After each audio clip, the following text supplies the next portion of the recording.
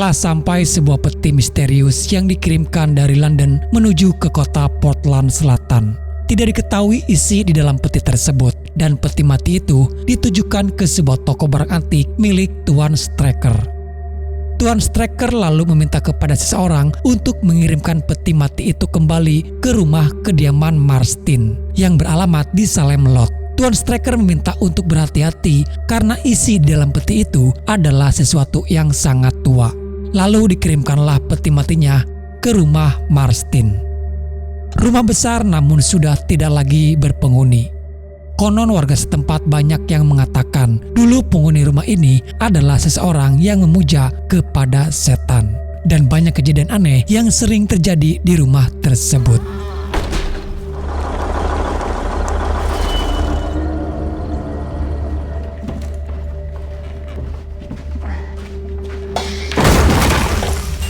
Selama proses memindahkan peti ke dalam gudang, ada beberapa keanehan yang terjadi.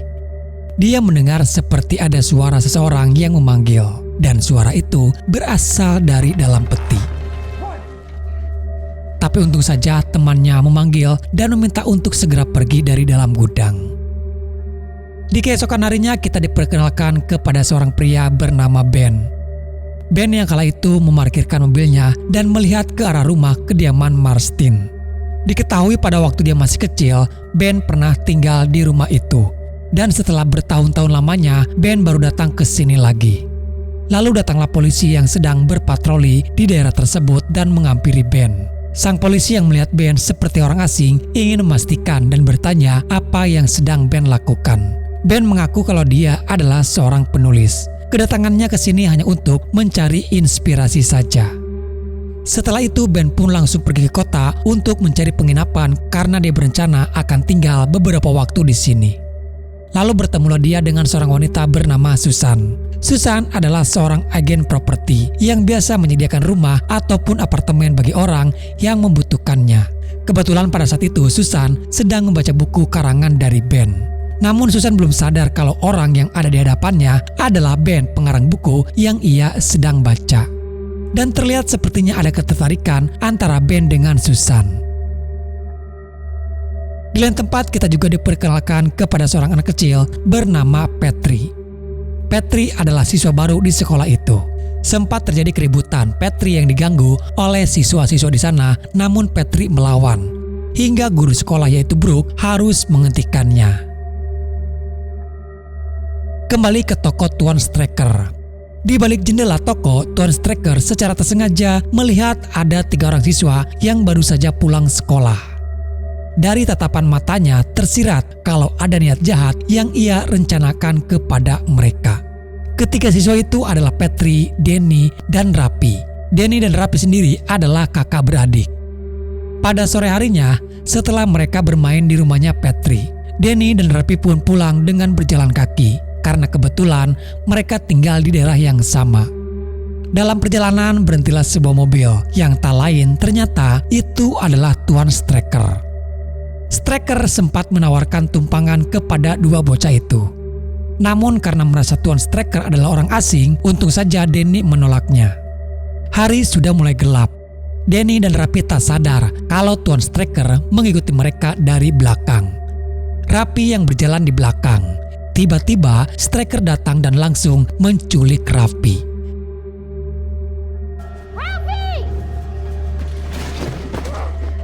Dia lalu membawa Rapi ke rumah kediaman Marston. Dan ternyata dia membawa Rapi untuk dijadikan tumbal kepada tuannya yaitu Tuan Barlow. Dan Tuan Barlow sendiri adalah sesosok vampir yang sudah berusia ribuan tahun. Dengan tumbal itu, Tuan Barlow akhirnya bisa bangkit kembali dari tidur panjangnya. Warga Salem Lot pun dibuat gempar atas silangnya Rapi. Semua warga ikut membantu dalam pencarian tersebut. Dan disinilah Ben bertemu dengan Brooke, gurunya Rapi di sekolah. Tidak hanya itu, Ben bersama Susan pun sudah mulai dekat. Namun sayang hingga sampai pada saat itu tidak pernah ditemukan ataupun tanda-tanda dari jejaknya Rapi. Lalu pada malam harinya, Denny mendengar seperti ada suara dari luar. Ketika dia melihat keluar, terlihat ada harmoni yang biasa dimainkan oleh Rapi. Lalu keanehan terjadi di mana terlihat ayunan yang bergerak sendiri. Dan tiba-tiba ada sesosok tangan yang menarik Danny. Teriakan itu terdengar oleh ibunya dan dia terkejut ketika Danny sudah ada di hadapan ibunya. Namun dengan keadaan Danny yang sudah lemah tak berdaya, Danny lalu dilarikan ke rumah sakit. Dari hasil pemeriksaan dokter dikatakan kalau Danny mengalami anemia atau kekurangan vitamin B. Lebih tepatnya ada sedikit hambatan di dalam tubuh Danny untuk membuat sel darah merah. Danny sangat kekurangan sel darah merah. Namun pada malam harinya, ibunya yang sengaja menginap di rumah sakit untuk menjaga Danny. Sesuatu mengerikan terjadi, di mana terlihat Danny bertingkah aneh. Dia meminum darah yang menjadi infusnya sendiri. Lalu tak lama kemudian, secara tiba-tiba, Danny pun meninggal dunia. Sungguh kejadian aneh yang tidak masuk di akal. Disinilah awal mula petaka itu terjadi, guys. Salah seorang pria yang berprofesi sebagai penggali kubur. Keanehan terjadi kembali ketika dia mendengar ada suara ketukan di dalam peti mati itu. Lalu ada suara Danny yang meminta tolong. Awalnya dia merasa aneh, tapi akhirnya si pria itu pun mencoba membuka peti matinya. Tapi terlihat jasad Danny tidak bergerak sedikit pun. Dia kembali naik ke atas untuk menguburkannya kembali. Namun tiba-tiba Danny yang sudah berubah menjadi vampir langsung menyerang si pria itu. Di sebuah bar, Brooke melihat seorang pria yang terduduk di pojokan. Merasa curiga, Brooke mencoba untuk mendekatinya. Ternyata dia adalah si pria penggali kubur itu, guys. Yang diketahui dia bernama Mike. Terlihat Mike kurang begitu sehat. Mike mengaku kalau dia jatuh pingsan setelah pemakaman Danny. Dan setelah itu, Mike merasa tidak enak badan. Brooke yang merasa khawatir atas keadaan Mike, dia langsung membawa Mike untuk pulang ke rumahnya saja. Dia juga memberikan obat agar Mike bisa beristirahat. Namun Brooke merasa aneh ketika dia melihat ada bekas gigitan di leher Mike.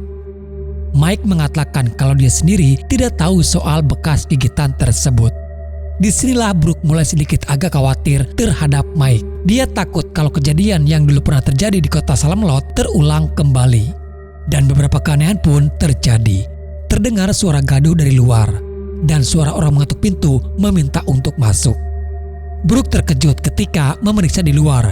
Dia melihat ada seseorang yang masuk melalui jendela. Dan jendela kamar itu adalah tempat Mike berada. Pada malam itu Brooke langsung ke tempat tinggalnya Ben. Dan kebetulan di sana ada Susan. Brooke meminta tolong kepada Ben dan Susan untuk ikut bersama ke rumahnya. Karena Brooke merasa ada yang tidak beres terkait keberadaan Mike di rumahnya. Tapi saat mereka datang, terlihat Mike terbaring dan sudah tidak bernyawa lagi. Beberapa keadaan juga terlihat di mana ada tetesan darah di bekas bajunya Mike. Untuk memastikan apa yang terjadi kepada Mike, mereka lalu memanggil dokter untuk memeriksanya. Disinilah sedikit demi sedikit mulai terungkap kalau kematian Danny itu sama persis dengan apa yang dialami oleh Mike sekarang. Yaitu di dalam tubuh Mike tidak bisa memproduksi sel darah merah. Dokter akan mendalami kasus kematian Mike, memastikan kenapa ini bisa terjadi kepada Mike. Sementara di lain tempat gangguan terjadi juga kepada Patrick. Dia melihat Rapi ada di balik jendela dengan matanya yang menyala dan wajahnya yang menakutkan. Untung saja Patrick mempunyai salib yang bisa melindungi dia dari serangan Rapi. Patrick adalah anak yang cukup cerdas. Dia tahu kalau itu adalah Rapi yang kini sudah berubah menjadi vampir. Dia pun mencoba untuk mempelajari tentang vampir, mencari tahu bagaimana cara melawan vampir. Kembali kepada Brooke, dia dikejutkan ketika Mike bangkit kembali. Namun kini dia sudah berubah menjadi vampir. Brooke masih tertolong karena ada salib di dekatnya. Mereka semuanya berkumpul. Di sini mereka juga tahu kalau kematian Danny itu karena ulah vampir. Begitu juga dengan Mike yang kini telah menjadi vampir. Semua berawal dari Striker yang menjadikan Rapi sebagai tumbal untuk kebangkitan Barlow. Sementara itu, Patrick yang tidak pernah kita duga, dia nekat mendatangi rumah kediaman Marston. Tapi Tapi ternyata di sana dia juga bertemu dengan Brooke. Brooke merasa terheran kenapa Petri mendatangi rumah Marston. Petri mengaku kalau dia tahu semuanya tentang adanya vampir. Lalu tiba-tiba ada seseorang yang mengunci pintu dari luar dan mengurung mereka berdua di sana. Namun naas, karena kondisi ruangan yang gelap, Brooke dan Petri terpisah. Petri berhasil lolos sementara Brooke menjadi santapan Barlow. Di lain tempat, diketahui kalau ternyata ibunya Daniel ditemukan telah meninggal dunia. Dokter bersama Ben dan Susan membawa mayat ibunya Daniel ke sebuah ruangan untuk melakukan penyelidikan. Namun tak lama kemudian, ibunya Daniel tiba-tiba bangkit kembali dan langsung menyerang mereka. Dengan hanya menggunakan alat seadanya yang dijadikan salib. Mereka mencoba untuk melawan vampir itu, tapi semua tidak berjalan mulus. Mereka mencoba untuk membunuh si vampir, dan untung saja mereka berhasil melawannya. Setelah kejadian tersebut, mereka lalu menemui seorang pastor di gereja, meminta bantuan kepada pastor atas kejadian orang yang berubah menjadi vampir. Awalnya pastor tidak percaya ada orang yang berubah menjadi vampir, karena itu seperti sebuah cerita dari komik saja. Tak lama datang Petri yang mengabarkan bahwa vampir itu ada. Dia juga mengambil air suci dari gereja untuk melawan para vampir-vampir itu. Mereka semuanya kembali ke rumah kediaman Marston, mencari kemungkinan Brooke masih selamat. Namun tiba-tiba Brooke muncul dan langsung menyerang Ben. Ben yang hampir menjadi mangsa, tapi untung saja Susan berhasil membuka jendela dan membakar si vampir. Keadaan sudah sangat darurat, mereka harus segera meninggalkan Salem Lot sebelum para vampir itu memburu warga Salem Lot yang tersisa. Mereka diminta untuk mengumpulkan keluarga dan warga di gereja sebelum malam tiba. Sayangnya tidak semua warga ada yang percaya begitu saja, dan apa yang mereka takutkan pun terjadi. Barlow mulai muncul dan menyerang mereka. Begitu juga serangan itu terjadi kepada Susan. Sayangnya Susan tidak selamat dan menjadi bagian dari vampir.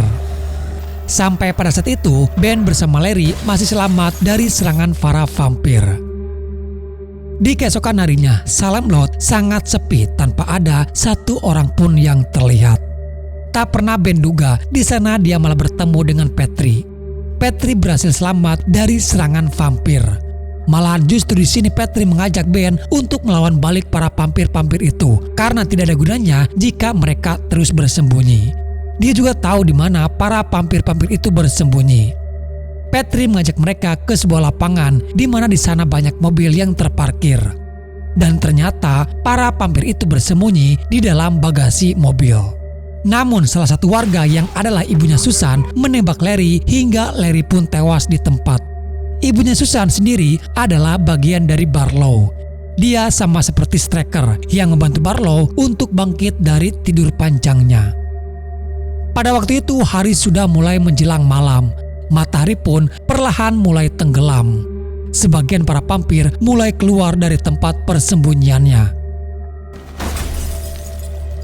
Ben yang ditarik oleh para vampir, sementara Petri berhasil lolos kembali. Ketika Ben sudah kewalahan menahan para vampir, sementara Petri membawa mobil dan menabrakkan mobil itu ke sebuah papan.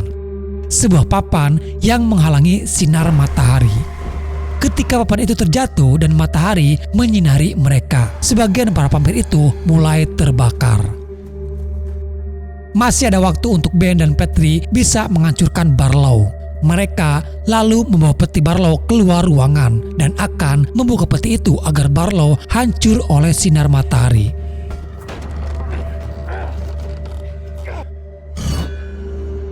Namun tidak semudah itu untuk bisa menghancurkan Barlow.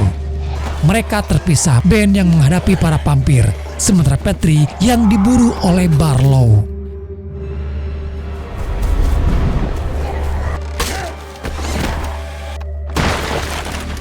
Petri yang sudah terpojok, namun tiba-tiba Ben datang dan langsung menikam Barlow dengan tombak. Dari sekian banyaknya warga Salem Lot, kini yang tersisa tinggal hanya Ben bersama Petri. Mereka sendiri tidak yakin apakah para vampir itu sudah tewas semuanya ataukah masih ada yang tersisa. Tapi sepertinya kabur dan menjauh dari Salem Lot adalah pilihan terbaik selagi kesempatan itu masih ada. Dan di sini akhirnya film pun selesai. Oke guys, jadi itulah alur cerita filmnya. Semoga apa yang menceritakan dan sampaikan bisa menghibur dan sedikit menemani luang waktu kalian guys. Sampai jumpa di video selanjutnya. Salam dari admin dan bye-bye.